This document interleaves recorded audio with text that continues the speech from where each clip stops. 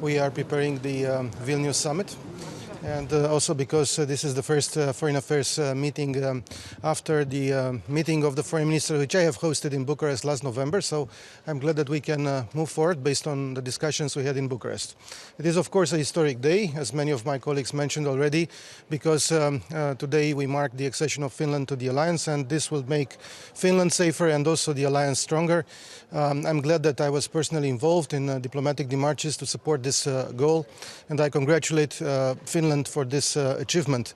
At the same time, it is very interesting that this happens during the mandate of Romania's embassy in Helsinki as a contact point, NATO contact point embassy. It is a short mandate, but we are glad that this is a short mandate because of Finland's accession. At the same time, it is important that Sweden's accession takes place as soon as possible, and we will support this goal. It is also symbolic because today the alliance marks its 74th anniversary. 2 days ago, Romania has celebrated the 19th anniversary since our accession to NATO. Coming back to the substance of today's and tomorrow's discussions, last week in Poland, I have co-presided together with my Polish colleague Mr. Rau, Bucharest 9 meeting of the allies on the eastern flank, and we have prepared for these meetings. Today we will start with a very timely NATO-Ukraine Commission. It is the first after 2017, so 6 years have passed since no such meeting took place. And we are very glad that we have it together with Minister Kuleba. And at the same time, we are looking forward to have a similar meeting with President Zelensky in Vilnius. We will discuss, of course, our support for Ukraine, which has to continue as long as it takes, because, as I have mentioned for many times, if we want peace in the region, if we want peace in the Euro-Atlantic space, we need to make Ukraine win this war. There is no other option. So we will make sure that this will happen. Together we have to also support the other vulnerable partners in the region, for instance the Republic of Moldova, which is the target of destabilizing actions by Russia. And yesterday Madam President Maia Sandu paid a visit to Bucharest, and we have discussed together with Chancellor Scholz and President Iohannis about how to make Moldova more resilient and safer. That's why Romania will commit, and I will announce tomorrow and today the fact that we will contribute further to the defense capacities building programs of the alliance, $800,000 US for Ukraine, $750,000 US for Moldova in order to improve their defense capacities. Tomorrow we will of course discuss the preparation for the Vilnius summit.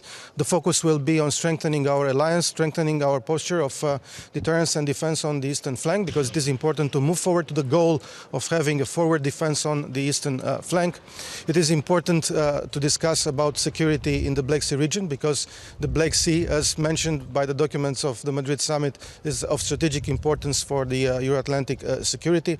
And this means also maintaining and also growing the allied presence on the eastern flank countries, including in Romania. Growing presence means also prepositioning of equipment, means more monitoring capacities for what happens in our region, means more air defense, and many other demarches that we will discuss together. We have also to discuss together how to advance the path of Ukraine to become a NATO ally. We are supporters of the open doors policy. We have been supportive of the implementation of the Bucharest summit of 2008 decision regarding Ukraine and Georgia, and we will continue to do so. So we will discuss how to better make the strategic alignment of NATO to Ukraine. So a lot of important issues on our agenda. Speaking of Black Sea, I will reiterate the invitation to my colleagues to the Black Sea Security Conference that Romania and Ukraine will host in Bucharest on the 13th of April. It is dedicated to the security in the region, lessons learned, but also projection for the future. It is the first such conference under the International Crimea platform. And we will, of course, discuss about moving forward with the defense investment pledge. As you know, Romania has already moved from 2% allocated for defense to 2.5% starting with this year. So a lot of interesting debates. We will have also discussion with our partners from Indo-Pacific, which is extremely timely, taking into account the growing Chinese assertiveness, but also the friendship between China and Russia against the background of the conflict in Ukraine. Thank you so much.